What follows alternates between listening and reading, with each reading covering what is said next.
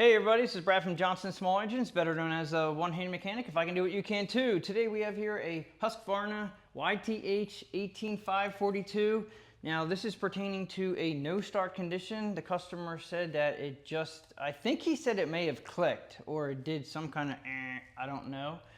But this is going to be the normal how to diagnose. Now I haven't even looked at this yet, and as you can see it's in very dirty shape. I normally don't show you guys this, but I wanted to show you just how I do things as far as like no start conditions. It's not a service. This is a typical 18.5 horsepower Briggs Stratton single cylinder engine with an intake on it, and this is the intake engine on it, and it's a no start condition. So the first thing he said is he charged the battery twice. Now coming back around here, now the date on this this year is 2026. The date on the battery is 4/26. We're in midsummer right now, and so this is only a few months old. I can say right here where it says 230 cold cranking amps, this is a bare minimum. I would not go any lower than 230. In fact, I wouldn't go any lower than 250 cold cranking amps, and that would be CCA. I sell 300 cold cranking amp batteries. They're good batteries. They're going to last you a lot longer than this battery would. Not saying this battery is not good. I'm just saying this is the lower end battery. The cheaper the battery, the less it's going to survive. You're not going to get years and years and years out of them. But, you know, it depends on what you want to spend. So anyway, we're going to hook up the positive and negative. This is the way he brought it to me. He said he did charge the battery. And the first thing you should do is check to see if your battery is charged. And I know you guys don't have load testers out there. So a test light, and I don't even know the tools that I'm going to use today, so I'll put all the tools at the end of this video, but I'm using a test light right now. And if you just go negative to test light, if this test light is very bright, that normally is a good sign. Now keep it on here. Now that's very bright. Keep it on there for a while. If it's a battery that's going down, then this test light should get duller and duller and duller pretty quickly, but it's staying lit very good. You can also use a 12 volt meter, which will only give you the volts. It's not going to give you the amps. I use a battery load tester. The battery load tester looks like this, and this is just one I've had for years. I don't expect you guys to go out and buy a battery load tester. I mean, I think they're pretty inexpensive at Harbor Freight, but if you don't have that, and you don't really need to, you just need to make sure your battery's in good shape. Now this one is showing in the green, and it should only be between the 10 volt and 12 volt there in the green. And then what I do is I push this button and it load tests it. Now this is going to put a load on it, and if it stays in the green, which it's doing, it's perfectly fine. Now you do that for a few seconds and you're good. So I 100% know that this battery has good amps, it's got good volts, and we're going to go ahead and connect it. I always do the positive first so you don't have any arcing problems. You don't want to arc your battery. It looks like he has fairly new battery hardware if it's not original.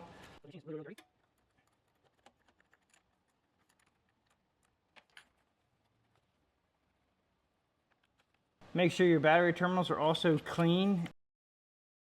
If they're corroded at all, use some sandpaper, something to clean them up.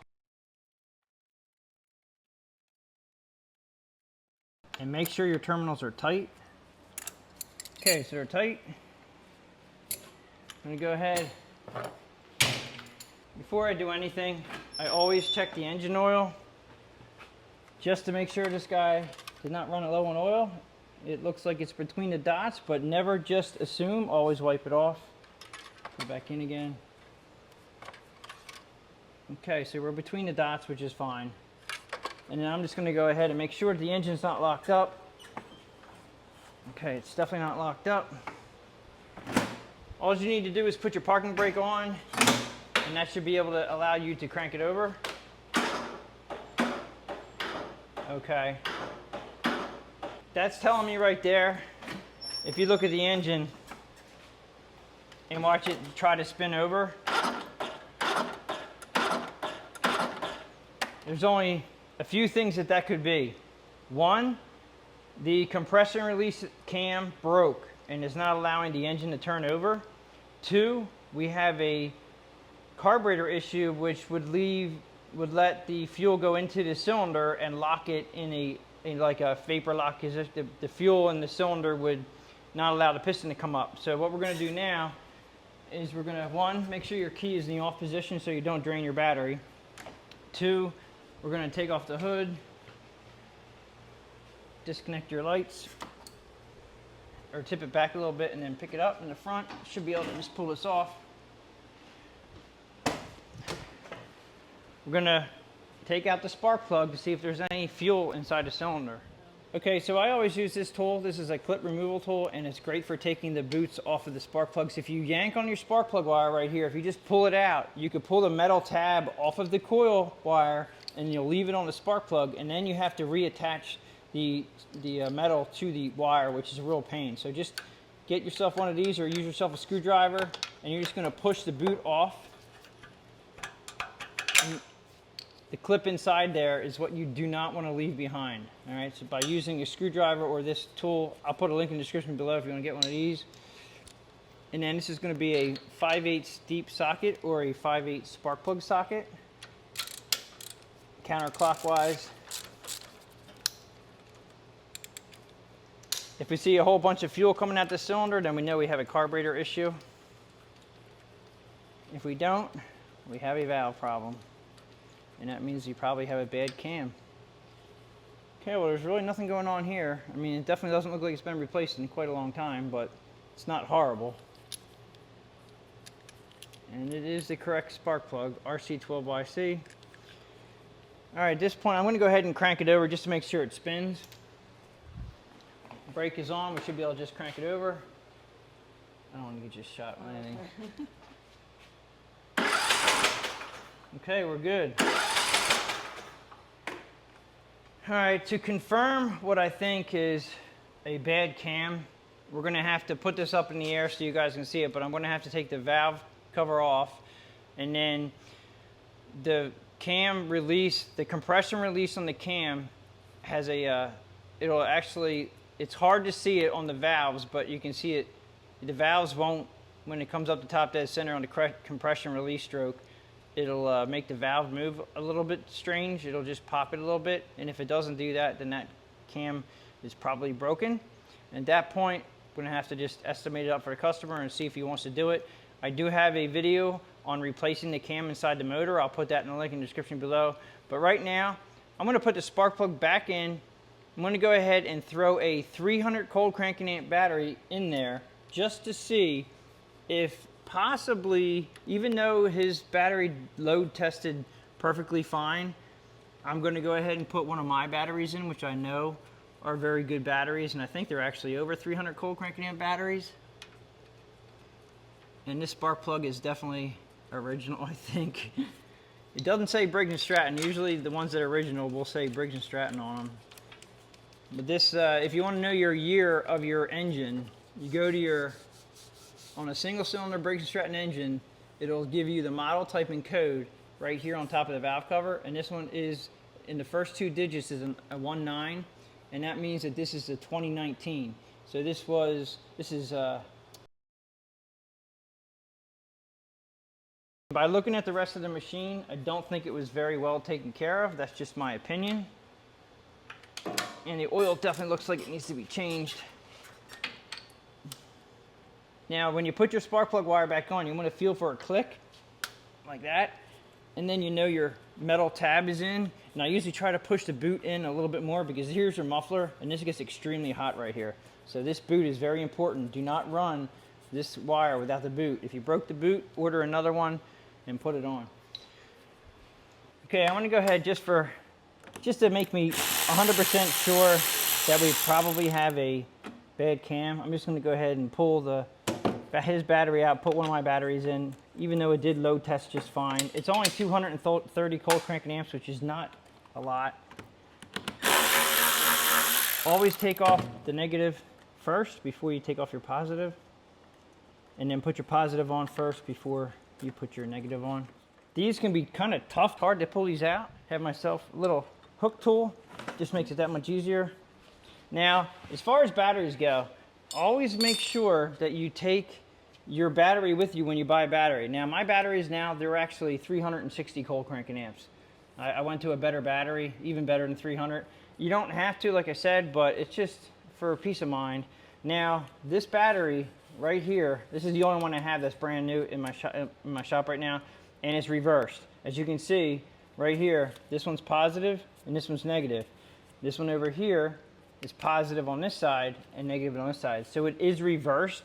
I'm still going to use it, but just keep that in mind. You can get, there's a 50-50 chance you get the wrong battery. Just make sure you get your right battery. The terminal should be facing the right way. This is what I call a right-handed battery, a right-hand positive battery. This is a left-hand positive battery. And how you check that is when the terminals are facing your body, you have negative on the right. So this is a left terminal, and this is a right terminal. So it's an R. This is like a, and it says it right here, U1R. So this is a right-handed positive. And this one somewhere, usually they say somewhere it's an L, but I don't see it on here, but this is a L, left hand. But anyway, let's go ahead and put this in. And this one has a nice go handle, which is nice. Now, since the terminals are reversed, I'm just going to try putting it in like this and seeing if they work, and they do. And it's actually probably a little better that the battery's sitting lower. Kind of wonder if he had his battery when he changed it out that he went the wrong way, because I would rather have my terminal sitting lower in the case right here where there's no chance of anything hitting it versus having it this way and they're up above, they could hit something. I don't think either way they're going to hit.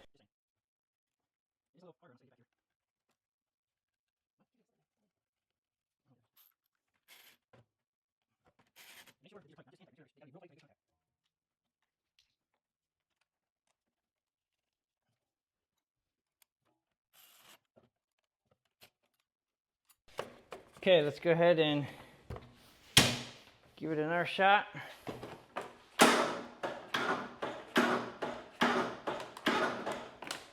Okay, I'm going to go ahead and say that 99%, this is a bad cam.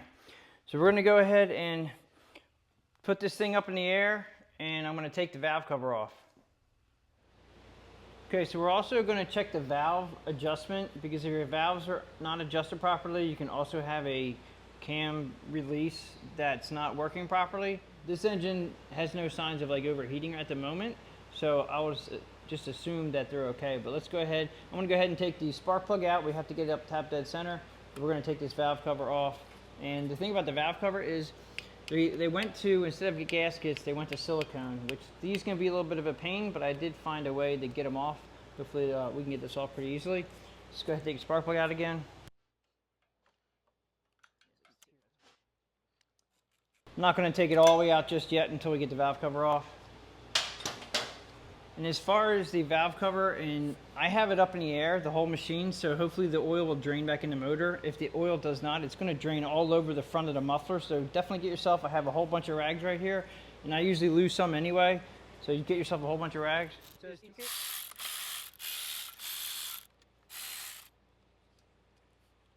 Now, if you have a nice smooth putty knife, you can just try to wiggle it into the crevice of the engine housing and then the valve cover. And then what I do is I'll tap with a hammer. Now granted, everybody out there with two hands, it's going to be a lot easier for you guys to do. Try from the bottom. Okay, that worked out. And then once you get it started, you can pretty much work your way around.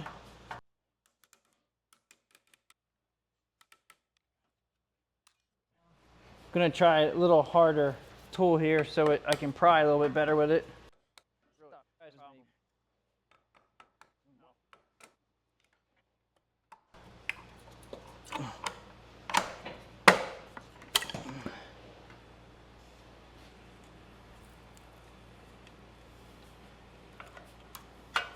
And they actually look, the valves look good. Doesn't look like a whole lot of heat. I don't see any heat anywhere, so that's a good sign.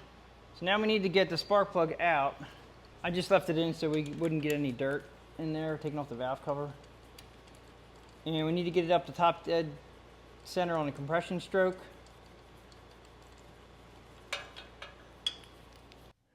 Okay, so I'm popping in here on a different video because I want to show you, I didn't get to show you by the video angle. You're going to put a piece of paper towel right on the top side of the spark plug hole. We're looking for top dead center on the compression stroke. Now you got to be careful it doesn't get sucked into the engine, but you want to turn your flywheel clockwise as you're doing it. Now it just got sucked in a little bit. Now when we hit the compression stroke, it should pop out. And once we hit the compression stroke, you're going to be at top dead center. You're going to be really close. there it is. Okay, so that was top dead center, as you saw, and it's about a 1/4 inch past top dead center when you adjust your valves, and you'll be on the, now if your rocker arms are loose like this, then you know you're on top dead center on the compression stroke. Now we can adjust our valves. Okay, so at top dead center, moving your flywheel back and forth, and I have a zip tie I'm using, just gonna feel for the piston. It's gonna go down and up on me, okay? And what I'm looking for is I need to go past top dead about a little teeny bit, about a 1/4 of an inch. Also, and I'm not seeing it, but right here we have exhaust valve here and intake valve here. The intake valve aligns with your carburetor and the exhaust valve aligns with your exhaust pipe here.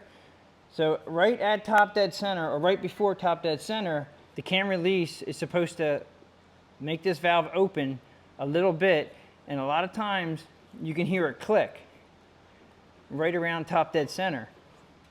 And I'm not seeing anything. Up, all right, so we're going back down. Okay, coming up to top dead.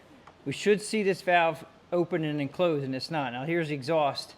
So I'm gonna say pretty much 100% that we're not seeing this move when the cam compression release is working. This should open up just a little bit. That's why they call it a compression release, and it's not.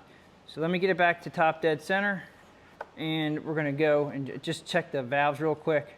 Okay, so I'm at top dead center right now. I can tell with my zip tie, and then I'm gonna go over a little teeny bit, which is about a 1/4 inch down, and we're gonna check these now.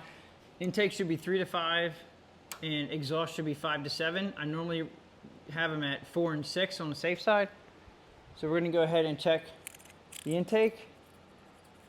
All right, so the intake is definitely, well, it's definitely loose. That's 6, and this should be 5 to 7. Yeah, they're a little on the loose side. Let's go ahead and adjust them.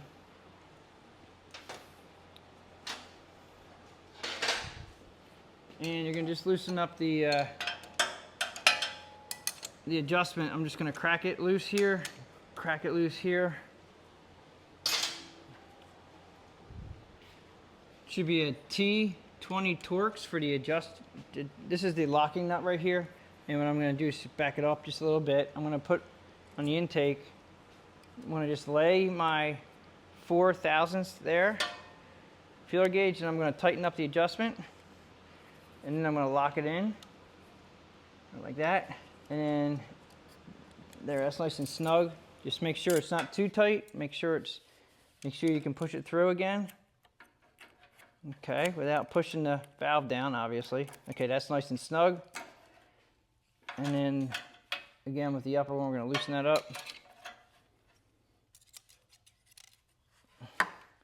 I'm gonna loosen the lock nut.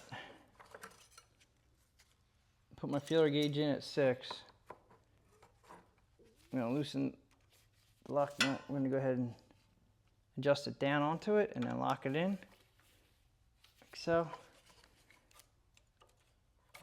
All right, that's nice and snug. So now we're adjusted. I'm gonna go ahead and tighten these. Get them a good tighten. I'm sure there's a torque spec on them, but if you just make sure they're nice and tight, it should be good. Good. All I need to do right now is try to crank the engine over and see if it spins. If it doesn't spin, then we definitely have a bad cam. Okay, so next, before I crank it over, we need to put the spark plug back in. I don't think the valves were that far out. You can see that there was no bump on the compression on the intake valve, so I think that cam has a bad release mechanism on it. Okay, so I just want to show you guys on a motor that actually has a good cam in it. That this is a 19.5 horsepower Briggs single cylinder. Just wanted to kind of chime in here and show you that right now we're on top dead center. Okay, and make sure you check your valves before you replace your cam, because believe it or not, you can have a bad valve lash, and that'll be it. So this one right here, and it's gonna be, I'm gonna try to keep this engine still. It's on rollers, so it's gonna be hard, but I'm gonna drop it. I'm gonna go down and then back up a little bit, and you're gonna see this bump. It's gonna kind of give it a hiccup. See if I can do this without moving it too much. Going back right now, and I'm gonna come forward, and it's gonna show. Actually, Go back. I gotta go back down. All right. There. Okay. So coming up to it, right before you hit top dead here, it's gonna do the bump right now. Right there. Okay, so that bump. Did you see how it went down and back up again? It's really short. Coming up, bump down and bump back up again. And that's it. It's not much to see, so I really don't go by that. Okay, coming up, the piston's coming up right about now. Right, that little bump right there goes up and then down. So I'm going to do it fast again. So going up, that little teeny bump. You see it going up and down real quick. That's it.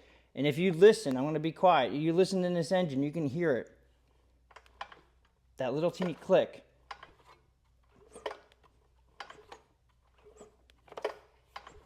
Okay, so on another note, they did okay to repair. So this is the camshaft we're putting in it, and I'm going to show you what breaks. And the kit comes with tappets, and then it comes with the oil pump shaft. Okay, so what breaks, and this is Briggs Stratton's fault, but this is how it's designed right here. This is what breaks. It opens up the valve just a little bit, but what breaks is all this mechanism here. And when I open up the motor, you'll see this, all this here laying in the back of the oil pan. I don't know how or why, but if you think about it, this thing's running at like 3,600 RPM. So that's just, it's so, to me, it's like China, you know, like one wrong move and it breaks. But there's millions and millions and millions of these out there. It definitely was a Briggs problem. So I just wanted to show you, this is what it looks like. And then I'm going to go ahead and open it up. Now, I'm probably going to have a second video. I'm not sure if I'm going to be able to do this or not, but I do have a video. I'll put it in the link in the description below. And I already told you about that. As far as I did a job, and I show you guys exactly what I do as far as replacing this cam. I'll put that in the link in the description below. We're going to go ahead and tighten this up. Now see if it'll crank over. I'm not going to put the spark plug on there because I really don't want it to run while it's up in the air with the valve cover off.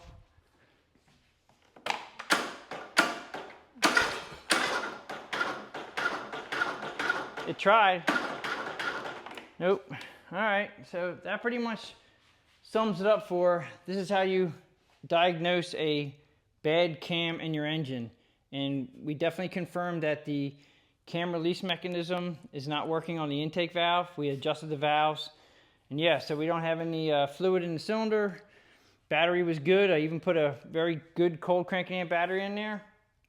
And that pretty much wraps it up. I'm going to put links in the description below. As far as all the tools, let's go ahead and take a look at them that we used today.